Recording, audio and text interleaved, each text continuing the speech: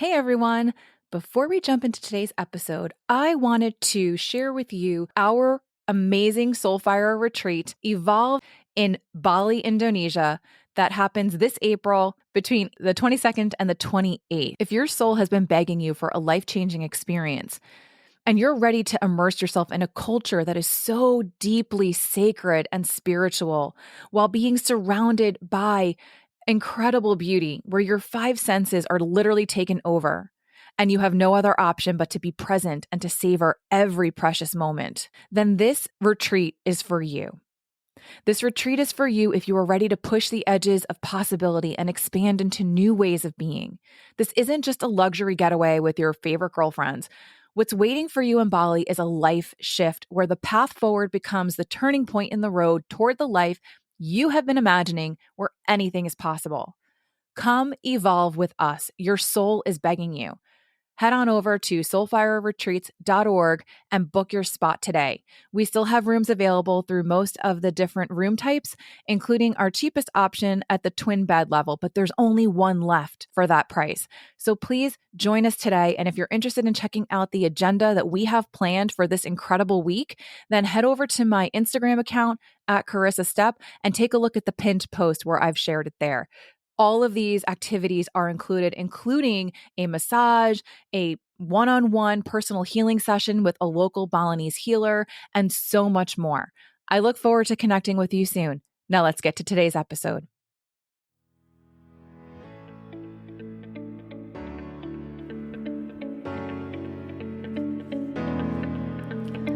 Welcome to the Stepping into Meaningful Relationships podcast.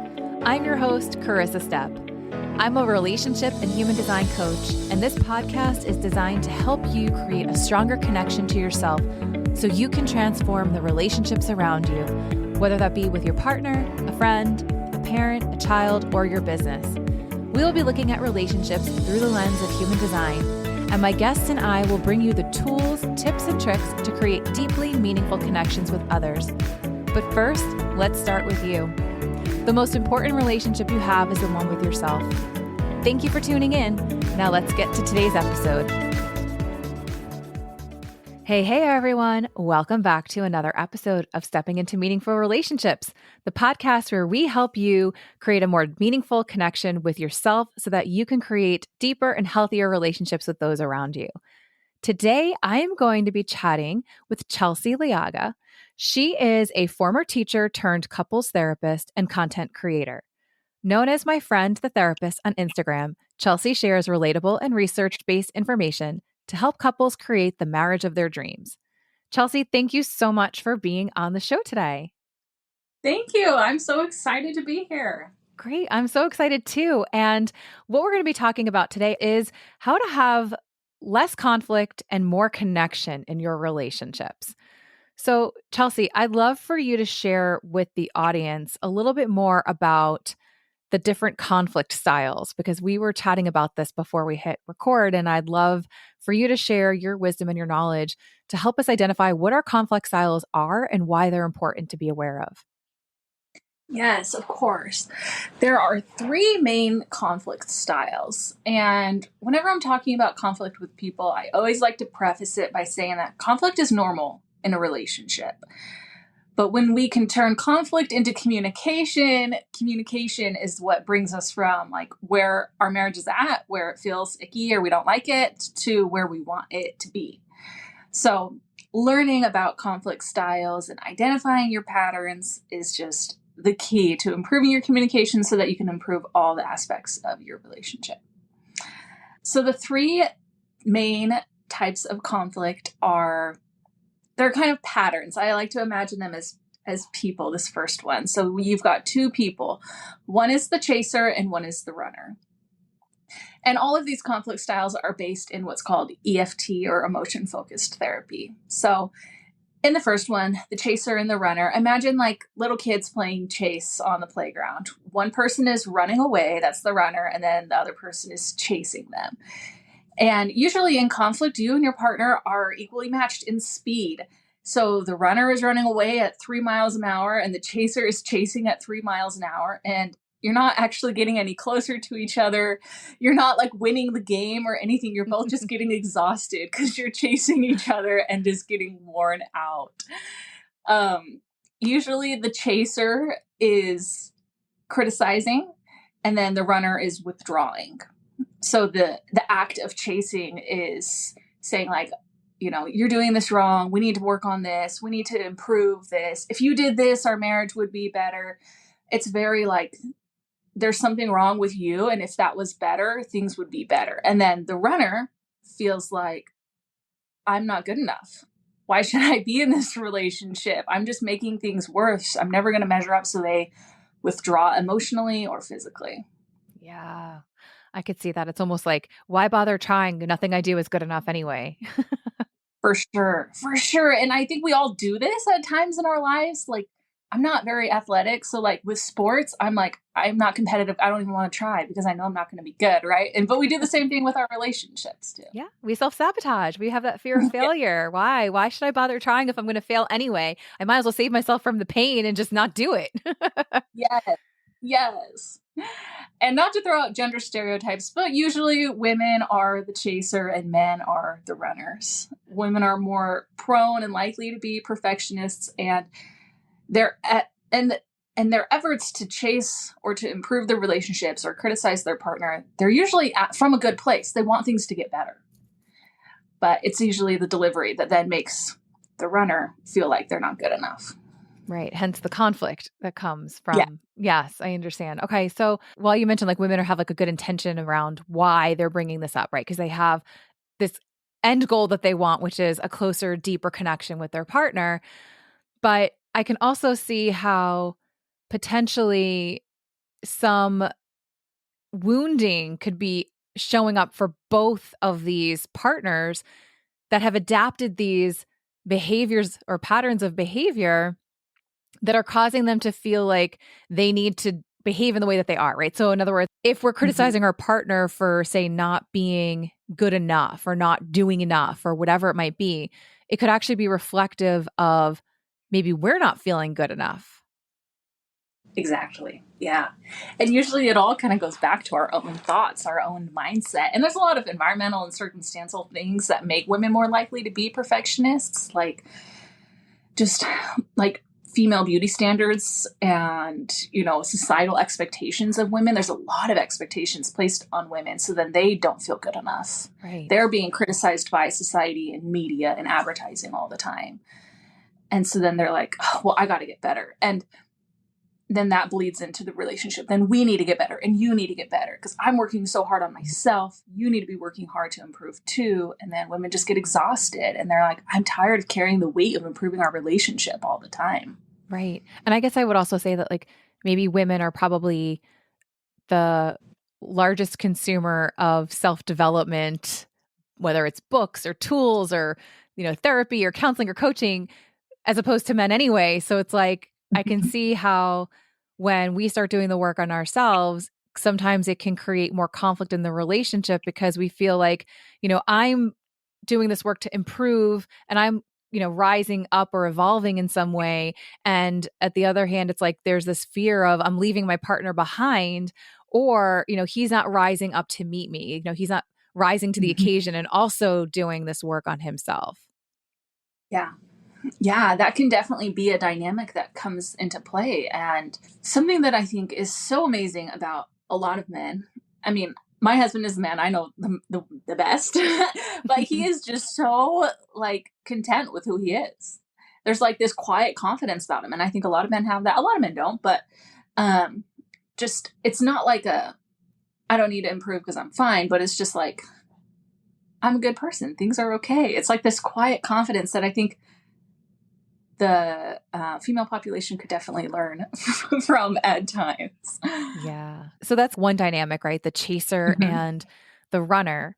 And yeah, the other thing that I kind of wanted to talk about real quick, and then I want to continue from there with more questions, which is I also see this happen a lot in a lot of toxic and unhealthy relationships too, right? So we're talking about this assuming that people are in healthy relationships, but there's also something that I want to bring up, which is in unhealthy relationships, we see a lot of this chasing and running as well, because the abuse cycle is very much a chase and a run. Yeah. You've got this like love bombing phase, right? Where you've got your partner coming in and they're just adoring you and they're lavishing all this attention and love and all these things that make us feel so good that maybe we've been seeking for so long outside of ourselves instead of giving it to ourselves to begin with, right? And then we get to the devaluation phase and then the discard phase and then the hoovering, right? So we kind of like go through this like constant runaround of chasing the thing, right? Chasing the next high. And so we Yeah. see that a lot. And it's actually, when we talk about this cycle, there's an addictive component to it, right? That's what creates a trauma bond. It's really that addiction to chasing that next high after the low. And so our brain in the high is secreting all those happy dopamine, oxytocin, serotonin chemicals. And then when we get into the lows, our body is secreting, norepinephrine, epinephrine, and cortisol. And so we're constantly looking to get back onto that next feel good kind of happy hormone cycle.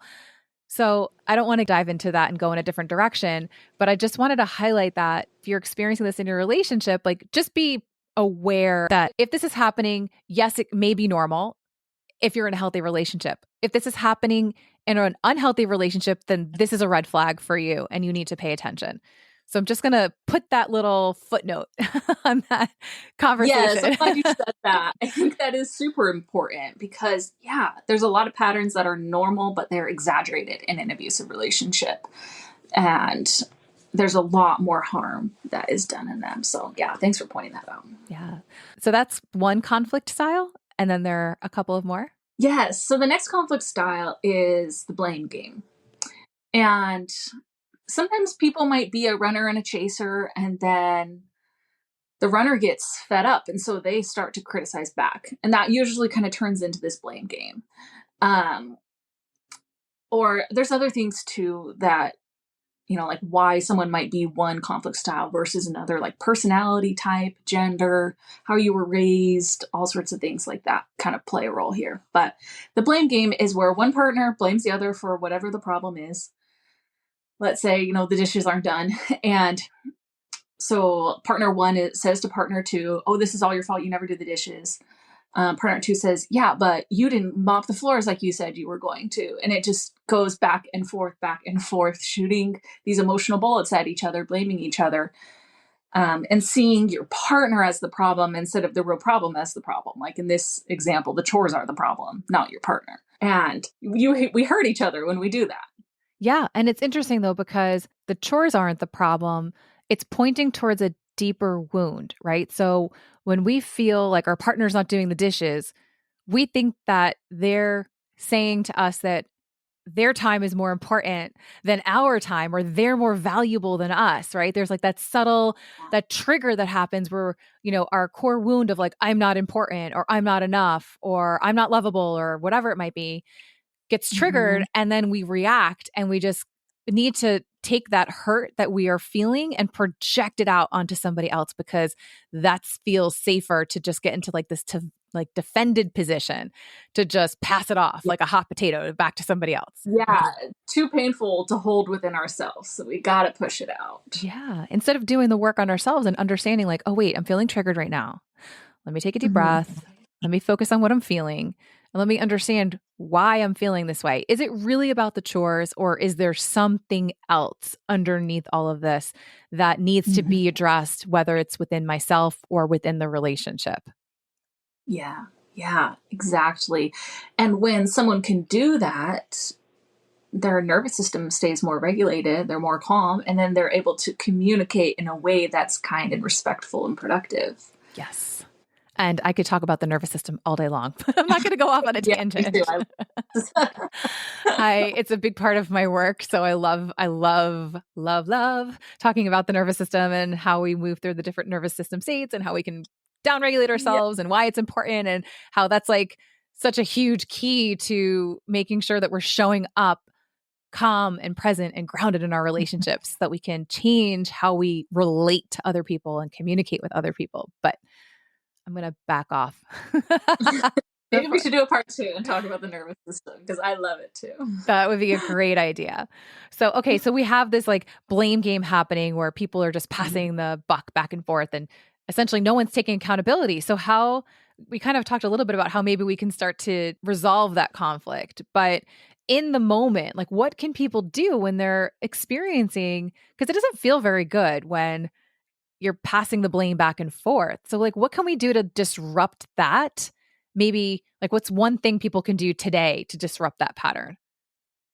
Yeah, I think using I statements instead of you statements is always it's usually the key to almost every conflict style. So instead of saying you never do the dishes, saying something like I feel frustrated that the dishes aren't done. It keeps the emotional charge on the dishes instead of the person. So then your partner isn't going to feel attacked. So then they're not going to fight back. They're not going to start blaming you for something else. And a key to kind of both of these is that if your partner is acting either defensively or they're running away, withdrawing, that means they felt criticized in some way. So that is just data for you to take and learn from and say, okay, maybe my approach wasn't the best it could have been in that situation. Obviously, your partner could work on the way that they receive it, but you can't control that. You can really only control the way that you act. So using I statements, expressing feelings, and keeping it focused on the actual problem at hand. And if you and your partner do and start blaming each other for things, just saying the phrase, we're on the same team, could just really calm everyone down and remind everyone, like, we're on the same team. The enemy here is the dishes or the in laws or the trash can or whatever it is, and not each other. Yeah, I love that. To your point, it's almost like if that's something that really bothers you, because maybe you have a boundary around having, cleanliness in your home or whatever it might be, right? Because we obviously value different things. And so Yeah. sometimes it's like when our values are compromised in some way by our partner, it's our clue that we need to set a boundary, right? Mm-hmm. And it could be, just as you're saying, using an I statement to share how you're feeling, right? Like, I feel really frustrated when the dishes aren't done because it makes me feel like you don't value my time and you're expecting me to get it done. What I need is if you're responsible for the dishes, if it's your night to do the dishes, or if you were the one who made the dirty dishes, would it be possible to make sure that within a couple of hours from whatever it might be, like whatever your boundary is, like I need you to rinse it and put it in the dishwasher so that I'm not left feeling like you're expecting me to do it, which causes Mm-hmm. me frustration, right? Like I just feel like sometimes we talk a lot about, even just like with boundaries, people think that it's like saying no and like that's the only thing. But I feel like Mm-hmm. to resolve conflict sometimes it's like if we have boundaries and we've set the expectations beforehand, it minimizes that conflict. Exactly. Exactly. And that's what I love. Are you familiar with the fair play system? I am. I just got the card deck in the book and I'm like, I need to recommend this to everybody.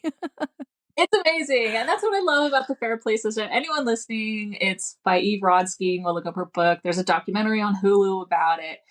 Um, but yeah, it sets up these boundaries and these systems to know who's in charge of what so that you don't have to waste your time communicating about the dishes and you can like live a more meaningful life outside of chores and things like that. So love the Fair Play system for that. So I want to bring you just back to the chaser and the runner real quick because we talked a little bit about how to resolve the conflict in the blame game, but how do we resolve that chase in the chaser runner situation? Yeah, both people in the partnership have to be able to recognize what's going on. The person who withdraws, the runner, needs to know and needs to be able to express what it feels like when they are withdrawing. They need to be able to say, this tone of voice, this word choice, this posture, whatever, makes me feel unsafe, and that's why I withdraw. They need to be able to express that. And then the chaser needs to be able to stop chasing. Pretty much the runner needs to stop running, the chaser needs to stop chasing. And not chasing looks like not criticizing, expressing more gratitude, using I statements instead of you statements again. So instead of saying like, you need to improve the relationship or you need to stop whatever, sharing more of how you feel. A lot of it comes down to vulnerability. both people have to be a little more vulnerable. The chaser has to say, I felt unsafe in some way, and that's why I started chasing you. And the runner needs to say, I felt unsafe in this way, and that's why I started running. Mm-hmm. And once you both stop running and chasing, then you can turn towards each other and connect and communicate and develop that emotional safety that you need to be able to stay close to each other instead of run away from each other. Yeah, definitely. I love that. And like what came to mind was I feel like most people carry this wound of abandonment, right? This fear of rejection. And that's oftentimes why we run or why we chase, is because we're afraid we're going to get rejected. And so we're either running from it because we're like, I can't because I'm going to get rejected. I'm going to get criticized. That's a rejection, right? And then the chaser is kind of like, oh, don't leave me. Wait for me. Like, you can't go anywhere. Get back here, And what I also thought about as you were talking was I feel like this is even reflective of attachment styles, right? It is. Anxious attachment and avoidant attachment. And I was wondering, like, obviously, does that play into even determining what your conflict style is? It totally could. It totally could. And what's interesting is that attachment styles really all come down to trauma and nervous system stuff. Like everything really, I feel like always comes back to the nervous system. But someone who is anxiously attached is more likely, I say, to be a chaser. And someone who is more avoidantly attached is more likely to be a runner. Yeah. And I could see even though how the roles could flip because, I think that our attachment styles, I think that sometimes it's like we're not just one attachment style. We can actually be a blend. And I think depending on who we're with and what they bring out in us will depend on which pattern of behavior kind of shows up more in the relationship. And so it's almost like being aware of what your patterns of behavior are when you're feeling unsafe is the key to understanding how you're showing up and acting from those insecurities in the relationship or within yourself even, so that you can disrupt that pattern and exactly. Yeah. And instead like respond instead of react. Yes. And it all comes back to that safety, that emotional safety. When you feel emotionally safe with your partner, you can tell them anything. And you can do it in a calm, kind, clear way because your brain is working fully, all the parts. Your prefrontal cortex is online. So you can say things in the way that you mean and that align with your values and that don't hurt other people's feelings. And I mean, we could do a whole nother podcast on just what emotional safety is and how to create it. But just reflect on the times with your partner where you felt like you really could have a good, deep discussion with them, or you felt so close and connected to them. And that's really emotional safety. Yeah. I think that we have to create that safety within ourselves first so that we feel safe being vulnerable, because vulnerability, I believe, is the key to creating that emotional intimacy. Yeah. So what's the third conflict style? The third conflict style is called the double freeze out. It's usually where people end up last. After they've chased each other, they've worn out, the straw breaks and they just start blaming each other. And then eventually everyone is just tired of it. And the relationship is cold. There's not a lot of fighting, but there's not a lot of warmth. It's like you're just roommates living in the same house. You feel a lot of resentment towards the other person, but you've had so many bad experiences with communication that it doesn't feel safe to talk about things. So you just hold it in, and maybe every once in a while you explode and you yell at each other, and then you go back to the silent treatment. And most people with this conflict style, they talk about important things. They'll talk about, like, oh, my family's coming into town, or, we need to buy a new car. They'll communicate about things, but they don't really communicate on an emotional level. They don't say things like, hey, when you talk to me in that tone of voice, it really hurt my feelings. And I need you to, be a little bit more respectful next time. They wouldn't say things like that because that just is so far outside of where they feel comfortable and safe. Yeah. So if people come to you and they're in that double freeze out state in their relationship, is that like DUA, like dead upon arrival? Or is there actually a chance to work with them to get through that? Because I mean, I'm even thinking of like a nervous system standpoint, like both partners at that point are in a freeze state, right? They're dissociated, they're emotionally disconnected or numbed out, right? They're just kind of just going through the motions. And like you said, they're not feeling safe in the relationship. They're probably not feeling safe within themselves to be able to allow any kind of vulnerability. So how do people start to claw back from that? Yeah, yeah. And I'll also add too, like this is the time where infidelity is most likely to happen because your needs aren't getting met by your partner because you don't feel safe expressing them. So you turn to other places. But in couples therapy, if I have a couple who comes in and they're like this, I would recommend them both for individual therapy as well, just so that they can learn how to manage their thoughts and their emotions and improve some of the lifestyle things that are going to help them to feel more connected with themselves so that they can identify. There's a lot of self-betrayal that goes on when you're in a double freeze out because you know what's going on in your heart and in your mind, but you just can't express it. And that feels like, for a lot of people, like a self-betrayal. So then it messes with our confidence and all sorts of things. It can be really dangerous. So this is a situation where there needs to be more support for individuals and for the marriage. Interesting. And then would you recommend then that couples get separate individual therapists and then obviously a joint couples therapist? Is that what works best? Yeah, so there would be like three people. therapists total.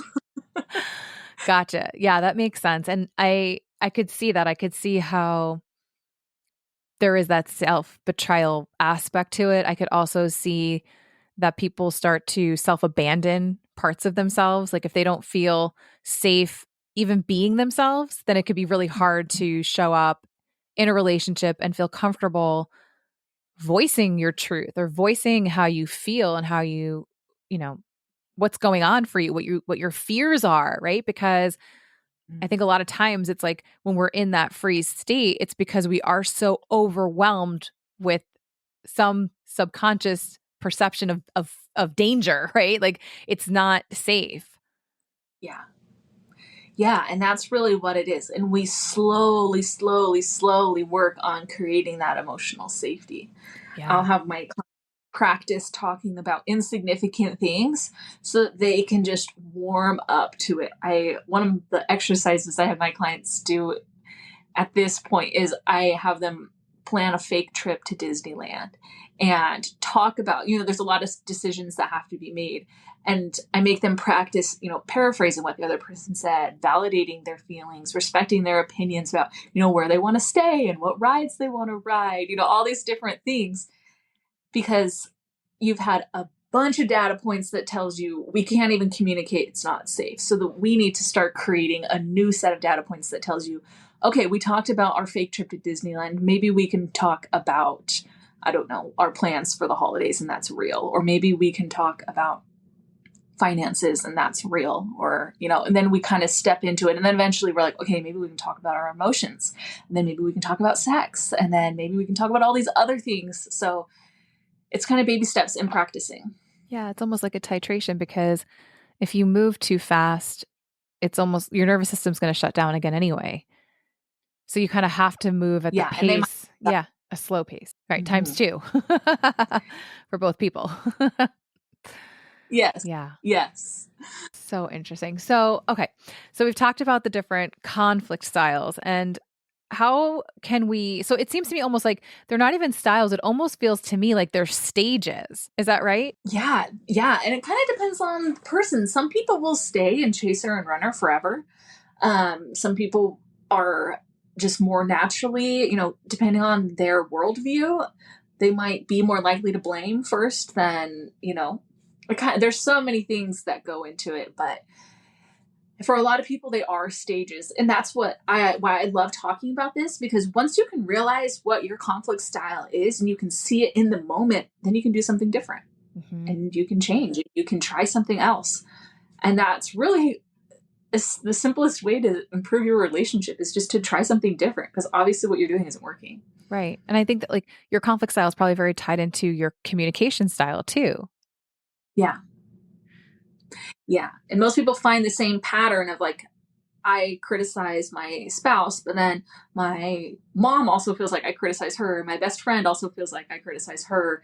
And it usually goes with the person and not necessarily the relationship, which can be a really hard pill for some people to swallow because that takes some humility and looking inward. But I think they probably also have a really loud inner critic too, like their own inner critic. They're probably also criticizing themselves. For sure. And that's usually what it comes down to is our core beliefs about Yeah. ourselves. And it's like once we heal that, because this is why this podcast exists, which is all about creating a deeper relationship with yourself, because that's going to help you in your relationships.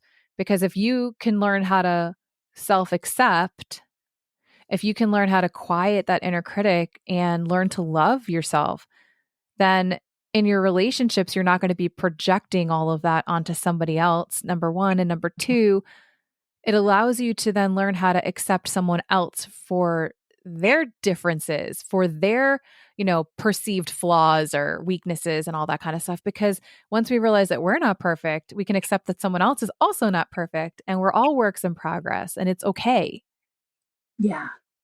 Yeah. And, the opposite of criticism is compassion. And once you can learn self compassion, then it's easier to offer compassion to other people. And Yes. we can, and I mean, most of us aren't rude. Like we try to offer compassion to people, even if we don't like ourselves, but it's usually not as genuine and as deep and as vulnerable as it is when we can offer it to ourselves. I think it's also coupled with understanding, because when we get into relationships, we don't often spend time talking about, well, what are your deep inner core wounds that you carry from childhood, So it's really For hard sure. to see where someone might be acting from that place, right? Acting from their scars even, right? Like it's really hard to really uncover and understand. And so having conversations where people are able to vulnerably open up and be like, I had this experience as a child. And sometimes, we have adverse childhood experiences that may not be these big traumas or these big events that we can even identify and label. It's just a series of these like small little, it's almost like these little paper cuts that happen over time. But what they do is they create over time, those paper cuts create something bigger. They create a bigger cut or wound or whatever. And so we don't even realize how it has impacted our own self perception and created then a set of beliefs around that when triggered causes us to then behave in a certain way, right? It causes the emotions that surround that and then the actions that come from it. So it's like we don't really think about a whole person and all of these things, especially when we're dating or when we're married. And it's not until you start doing a lot of work on yourself and you can see that within you, can you then begin to get curious in your relationship and try to understand your partner at the same level by talking about it and by opening up and being vulnerable. And hopefully they reciprocate and will vulnerably share back with you to create more of that emotional intimacy and understanding between the two of you. Yeah, exactly. And like a question I ask my clients a lot to help them kind of start this discussion among themselves is when you're in a fight with your partner, what does it remind you of? And a lot of times they say, it reminds me of when my parents were yelling at me as a kid. If you kind of reflect on like, how did I act when I was getting in trouble as a kid? Did you go and like hide in your room? Did you yell back at your parents? Did you just sit there and take it? That's probably pretty reflective of what your conflict style is like now as an adult. I'd also wonder if what the punishment was, quote unquote, that your parents gave you when you were not behaving, if that has something to do with it too. Like, I feel like I'm just thinking in my head, I'm like, wow, like a child who was sent to their room when they were being emotional and they were sharing Mm. how they felt about something and then they were told to go to their room until they calmed down, how that can make somebody learn over time to just shut down their feelings and to run and hide instead of sharing it because they felt like it wasn't okay, it wasn't safe to do that, or maybe it was a burden to other people, like to their parents, right? To share in that very emotive kind of way. Yeah, then it can be so triggering then when our partner leaves or they tell us like you need to go on a walk or something like it. We just go Mhm. back to then this wounded child who wasn't getting taken care of like they needed to. Yeah. And it can be really there's, the 30-year-old version of us, but the 29 and the 28 and all the different ages down to infancy inside of us. Um, And when we can understand that and recognize that, it just helps us to see our patterns. Yeah. And we don't want to use it as a way to like, justify bad behavior or whatever, but just it gives you a little bit more insight. And then you can kind of work on that inner child stuff and be like, okay, well, the adult version of me knows how to handle this. I'm a grown up. I can use good communication. I can talk to my partner about this, but the 6-year-old version of me is hurt and maybe she needs a hug and she needs some connection. And being able to give that to yourself can be just that's like the ultimate form of self-compassion right there. Yeah, definitely. Oh, inner child work. So important. Yeah. I could talk about that for hours too. So many people don't realize. They're like, "Oh, that seems like it seems too, I don't know." People are like, I'm me. Like there's not other versions of me." And I'm like, "Well, there's no other versions of you, but there are parts of you that are Mhm. acting out that are still 5 years old, Like that they're still upset about something and they're showing up right now and you need to like have a conversation or do the healing or understand what it is that they want to say because they're trying to get your attention, right? Like, and not to say that like we've got different personalities and people in our head, but that's what happens. We revert back to being that 5-year-old throwing the temper tantrum who didn't know how to properly communicate and express or even understand what they were feeling because it was so overwhelming. So Yeah.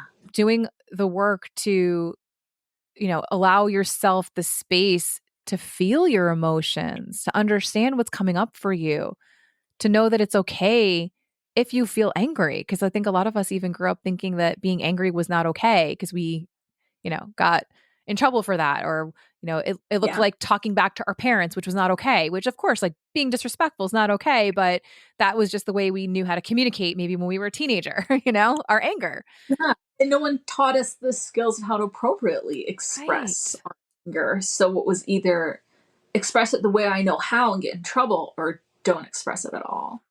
Um, Right. yeah. And an image that I kind of draw up for myself when I'm working with clients, because sometimes it can be kind of exhausting doing couples therapy. There's a lot of emotions to manage in the room, both of theirs and my own, and trying to make progress and keep everyone on track and whatever.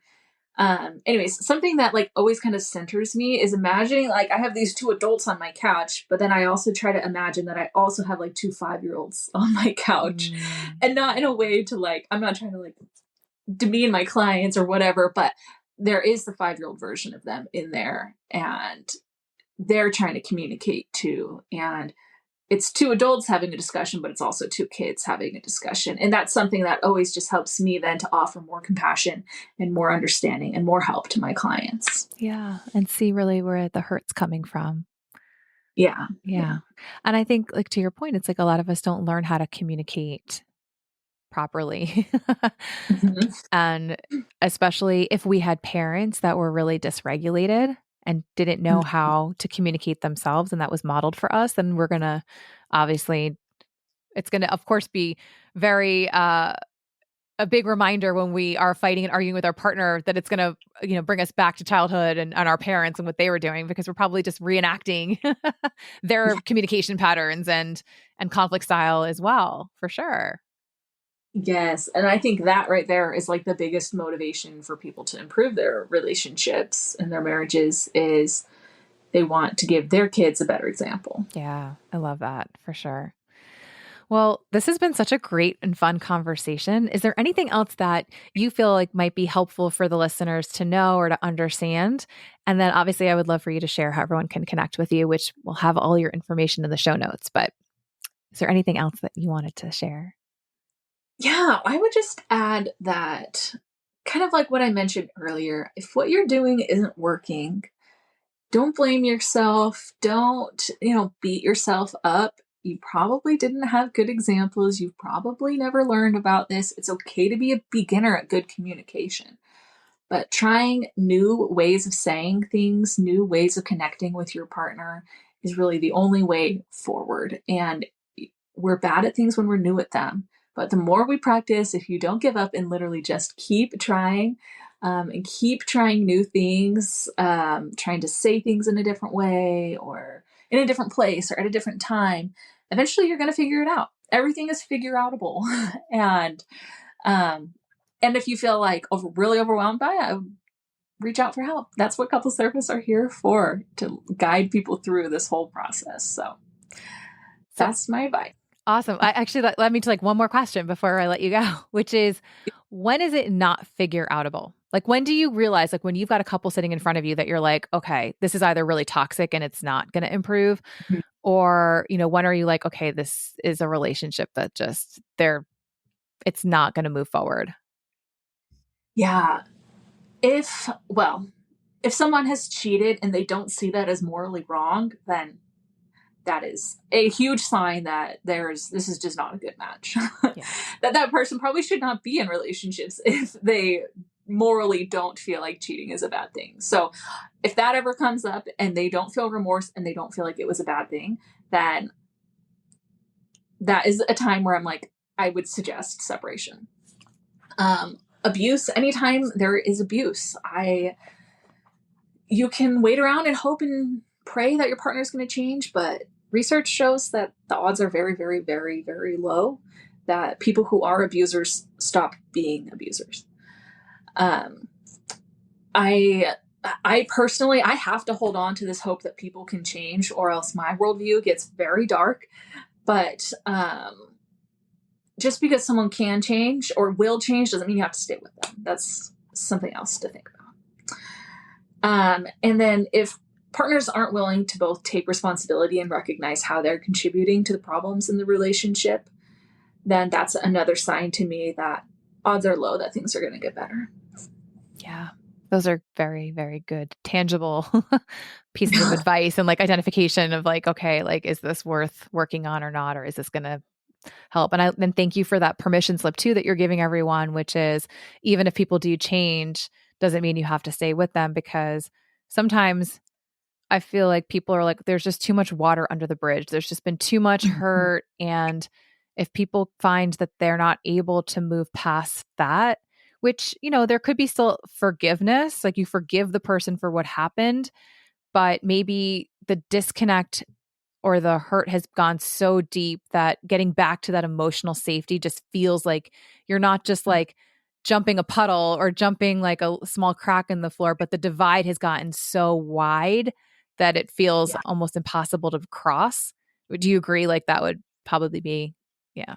Yeah. And I always just think too, like, even if your partner does change and they're not like abusive anymore, or they don't cheat anymore, if you aren't able to eventually feel safe, then how is that going to impact the other areas of your life? It's going to impact your health. It's going to impact your sleep. It's going to impact your other relationships. It's going to impact your ability to perform at work. And that's going to be impacting your entire life. So that's just another thing to think about and kind of reflect on. Even if they change, do I feel completely safe in my home? Do I feel completely safe with this person? Do I feel safe with myself? And kind of reflecting on the pros and cons through that lens can be helpful for people. Yeah, I love that. And also, I guess I would also say, if you don't feel love for your partner anymore, even if they change, like, that's obviously going to be a clear indicator that maybe it's okay to walk away and it's time to go move on. Yeah. Well, thank you so much, Chelsey. So how can everybody reach you? And is there anything coming up that you're offering that you'd like to share with the audience? Yeah. So I have an ebook all about these conflict styles. And it starts off with a quiz, helps you to kind of figure out what your conflict style is.